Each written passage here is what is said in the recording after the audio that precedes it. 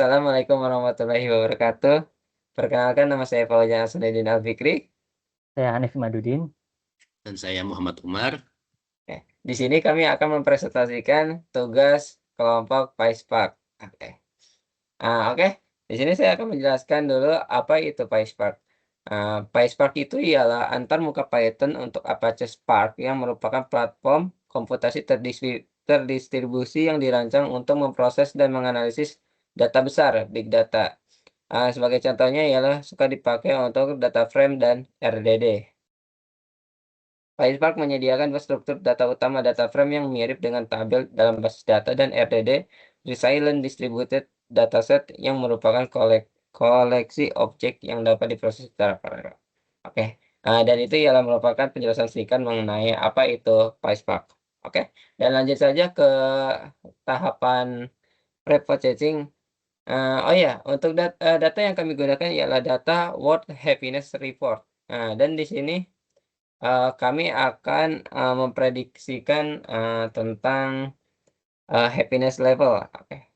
Dan nanti akan dijelaskan oleh teman saya untuk bagaimana modelnya bekerja, dan di sini saya akan menjelaskan pre-processingnya saja. Oke. Oke, jadi langkah pertama ialah kita uh, menginisialisasi Spark dulu. Jadi Spark Session, Builder, Upname. Lalu selanjutnya ialah import PySpark, PySpark.init. Lalu from PySpark.sql import Spark Session. Dan lalu dibuat juga Spark Session build.name-nya juga. Lalu habis itu kita importkan ke DF data frame untuk data 2017.csv. Oh ya, di sini kami menggunakan tahun 2017. Dan isi datanya ialah ada banyak, ada country government dan sebagainya. Oke, lanjut. Nah, lanjut langsung aja. Lalu kami pertama itu langsung di distinct dengan alias untuk menghitung ada berapakah data unik yang berada di dalam datanya, di dalam data country. Lalu lalu di select happiness record score-nya, lalu di group by, habis di group by di average rata-ratanya, lalu ditunjukkan rata-ratanya. Rata-rata datanya ialah 5,354. Lalu selanjutnya ialah kita memasukkan DF-nya untuk ditambahkan happiness level. Dan happiness level ini dikelompokkan menjadi 3 kelompok. Yang satu ialah rendah untuk yang happiness score-nya kurang dari 4. Yang kedua ialah sedang untuk happiness score-nya yang lebih dari sama dengan 4 dan kurang dari 6. Lalu selain dari sana atau yang lebih besar sama dengan dari 6, itu termasuknya tinggi. Lalu untuk selanjutnya ialah untuk happiness level bin. Happiness level bin ini dikelompokkan menjadi 2 kelompok. Yang satu ialah rendah untuk yang kurang dari 4, yang satu ialah tinggi untuk lebih dari sama dengan 4. Oke, lanjut ke bawah. Oke, lalu habis itu untuk yang lalu habis itu di group by untuk happiness level bin-nya. Lalu bisa terlihat seperti di bawah ini, happiness level bin-nya yang tinggi ada 135 dan yang rendah ada 20. Oke, untuk selanjutnya bagian modeling akan dijelaskan oleh Hanif Imanuddin. Baik, terima kasih atas kesempatannya. Di sini saya akan menjelaskan proses modeling menggunakan model random forest dan juga gradient boosting tree atau GBT classifier. Baik, di sini kita pertama menginisiasi indexer atau string indexer yang berfungsi untuk mengubah string menjadi numerik. Di sini indexer pertama ada indexer untuk mengubah happiness level menjadi happiness level 6. Kemudian indexer bin mengubah happiness level bin menjadi happiness level 6 bin. Fungsi dari indexer bin ini adalah untuk dimasukkan ke dalam model GBT, sedangkan untuk indexer untuk dimasukkan ke dalam model random forest.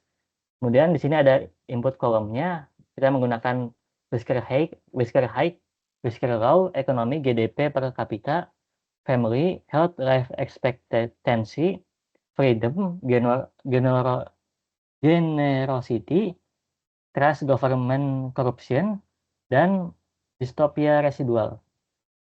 Kemudian assembler digunakan untuk menggabungkan seluruh fitur ke dalam satu kolom.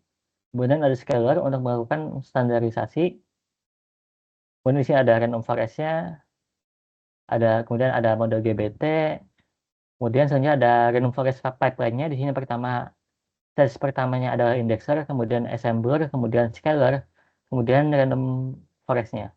Kemudian untuk GBT pipeline-nya, stage pertama ada indexer, bin, karena GBT hanya menerima untuk binary classification. Kemudian selanjutnya ada assembler, kemudian ada scaler, kemudian ada GBT.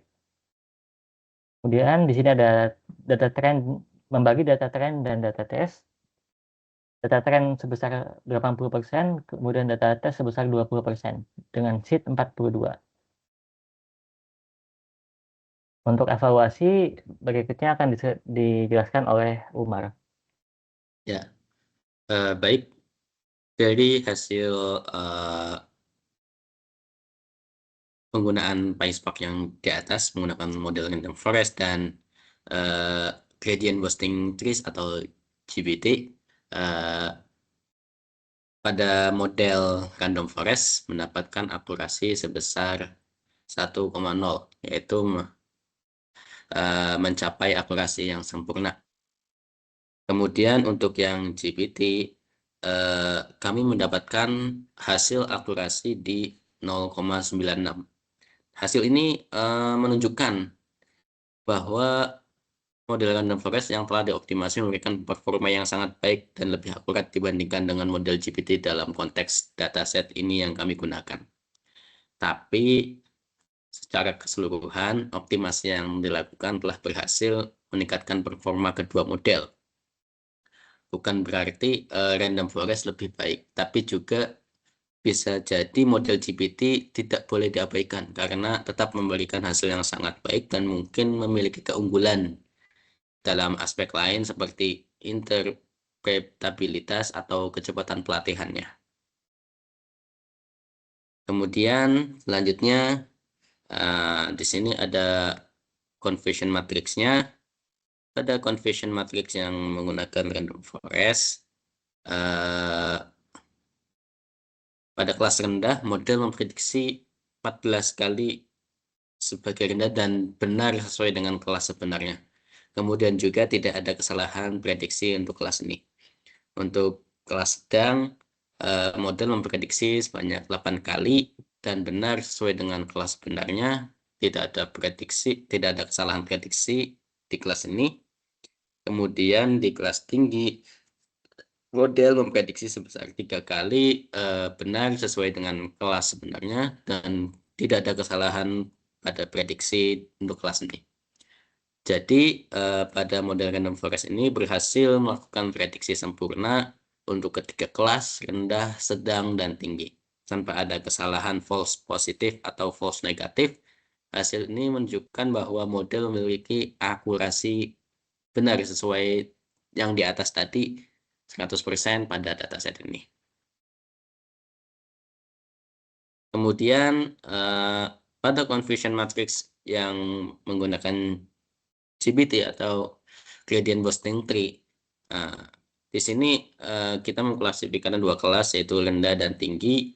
Yang mana pada kelas rendah, model memprediksi 21 kali benar sesuai dengan kelas sebenarnya dan memprediksi 1 kali sebagai tinggi, padahal kelas sebenarnya adalah rendah. False positif untuk kelas tinggi atau false negatif kelas rendah. Kemudian yang kelas tingginya itu memprediksi 3 kali benar sesuai dengan kelas sebenarnya. Tidak ada kesalahan prediksi untuk kelas tinggi ini. Dari hasil conversion matrix tersebut, akurasi kelas rendah hampir sempurna dengan 21 prediksi benar dan hanya 1 kesalahan. Dan akurasi kelas tinggi sempurna dengan 3 prediksi benar tanpa kesalahan. Nah, jadi dari akurasi globalnya yaitu 21 ditambah 1 ditambah 3 sama dengan 25 data. Jadi ada 21 ditambah 3 itu 24 prediksi benar. Nah, jumlah prediksi benar dibagi dengan total data yang ada dikali 100%, maka mendapatkan hasil akurasi sebesar 96%. Yaitu hasilnya juga sama dengan akurasi yang di atas yang telah dilakukan. Mungkin selanjutnya bisa dikembalikan ke Fauzan. Oke, terima kasih Umar. Oke, mungkin untuk tugas presentasi PySpark mungkin cukup sekian dari kami. Kurang lebihnya kami mohon maaf. Wassalamualaikum warahmatullahi wabarakatuh.